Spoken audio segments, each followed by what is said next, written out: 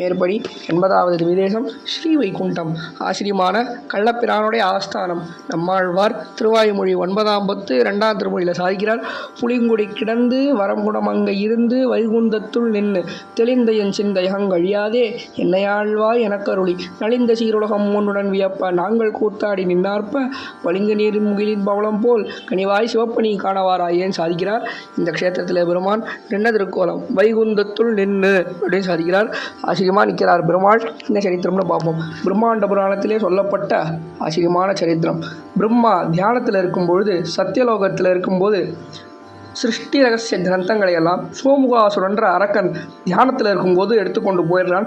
அதை கவனிக்காத பிரம்மா கண் திறந்து பார்த்த உடனே அந்த கிரந்தங்கள் காணவில்லை. இது எங்கேயோ தொலைஞ்சு போயிடுத்து நான் நினச்சிட்டு பெருமாள்கிட்ட தவம் பண்ணி தான் திருப்பி இதை பெற வேண்டும் அப்படின்னு சொல்லி தன் கையில் இருந்த ஒரு தடியை எடுத்து ஒரு பையனாக மாற்றி நான் பெருமாளை நோக்கி தவம் பண்ணுறதுக்கு எந்த க்ஷேத்திரம் சரியான இடம் போய் பார்த்துடுவான்னு அந்த பையனை அமிச்சார். போன பையனை காணும். சரின்னு கை தாங்கிறதுக்காக வச்சிருந்த ஒரு குச்சி, அந்த குச்சியை எடுத்து ஒரு பெண்ணாக மாற்றி போ எந்த இடத்துல நான் தவம் பண்ணுறதுக்கு சரியான இடம்னு போய் பார்த்துட்டு வா அப்படின்னு சொல்லி அனுப்ப அந்த பொண்ணு வந்த பொண்ணு என்ன சொல்லிவிட்டா, இந்த க்ஷேத்திரம் தான் நல்ல க்ஷேத்திரம், ஆச்சரியமான தாமிரபரணி நதிக்கரையில் இந்த க்ஷேத்திரத்தில் வந்து தவம் பண்ணணும் அப்படின்னு சொல்ல இங்கிருந்து தவம் பண்ணி பெருமாள் பிரத்யட்சமாகி பிரம்மாவுக்கு சிருஷ்டி ரகசிய கிரந்தத்தை அருளினான் அப்படின்ற சரித்திரம் ஒரு பக்கம். ரெண்டாவது வேடிக்கையான சரித்திரம். இந்த க்ஷேத்திரத்திலே காலதூஷகன்னு ஒரு திருடன், அரக்கன் இல்லை திருடன், பேரை வச்சுன்னு இது பண்ணிடாதீங்க, காலதூஷகன்ற திருடன். அவன் பெருமாளுக்கு நல்ல பக்தன். இந்த கள்ளப்பிரானுக்கு கைங்கரியம் பண்ணியிருந்தான்.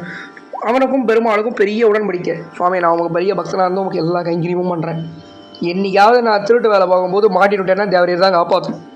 சரி, குழந்தை கேட்குறானே அப்படின்னு சொல்லிட்டு பெருமாள் என்ன பண்ணார், சரி காப்பாற்றுறேன்டா போடா கண்ணுன்னு சொல்லிட்டு ஒரு நாள் இந்த காலதூஷகனோட ஆட்கள்லாம் ராஜாவுடைய கஜானாவை கொள்ளடிக்க போய் வகையாக மாட்டினுட்டா. அப்போ கேட்கும்போது காலதூஷகன் தான் தலைவன்னு சொல்ல அவனை பிடிக்க வந்த ராஜா இவன் பெருமாள்கிட்ட பிரார்த்திக்கிறான், சுவாமி எனக்கு பிடிக்கிறதுக்கு ஆள்கள்லாம் வரா, நீர் தான் காப்பாற்றணும்னு சொல்ல காலதூஷகன் வேஷத்தை எடுத்துட்டு பெருமாள் போக இவா பெருமாளை கைது பண்ணுறேன்னு தெரியாமல், ஏன்னா காலதூஷகன் வேஷத்தில் பெருமாள் இருக்கார், கொண்டு போய் ராஜசபையில் நிறுத்த அந்த ராஜசபையில் ராஜா நீர் தான் இவாளை அமிச்சியா அப்படின்னு கேட்கும்போது பெருமாள் தன் திருவேணியை சொரூபப்படுத்தி, அரசே நீ எல்லாத்தையும் கஜானாவை ரொப்பறதுக்கு தான் பார்த்தியே தவிர தர்மகாரியத்துக்கு அந்த துட்டை நீ செலவு பண்ணலை, காலதூஷகனை வச்சு உனக்கு இந்த பாடத்தை சொல்ல தான் நான் வந்தேன் அப்படின்னு பெருமாள் பிரத்யட்சமாகி அந்த ராஜாவுக்கு காட்சி கொடுத்தான். ரொம்ப ஆச்சரியம்.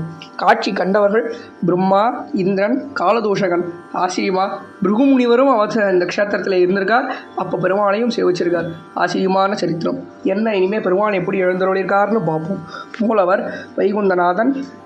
கள்ளப்பிரான திருநாமம். திருக்கோலம் நின்ன திருக்கோலம் கிழக்கே திருமுக மண்டலம். உற்சவர் கள்ளப்பிரான் நாமதேயம். தாயார் வைகுந்தவல்லி தாயார் ஸ்ரீபூமி தேவியோடு எழுந்துள்ளிருக்கார். விமானம் சந்திர விமானம். தீர்த்தம் பிருகு தீர்த்தம். பிருகுமுனிவர் வந்து பெருமாளை செவிச்சதுனாலே பிருகு தீர்த்தம். தாமிரபரணி நதி. இந்த பெருமானுக்கு வைகுண்ட ஏகாதசியும் தை மாத தெப்போத்சவமும் ரொம்ப ஆச்சரியமாக நடக்கிறது. நம்மாழ்வாராலே 2 பாசுரங்கள் மங்களாசாசனம் பண்ணப்பட்ட பெருமான் இந்த பெருமாள் திருவடிக்கு பல்லாண்டு. இந்த க்ஷேத்திரத்துடைய நாச்சியார் வைகுந்தவல்லி நாச்சியார் திருவடிக்கு பல்லாண்டு. நம்மாழ்வார் திருவடிக்கு பல்லாண்டு பாடி அடுத்த க்ஷேத்திரத்துக்கு பிரயாணிப்போம்.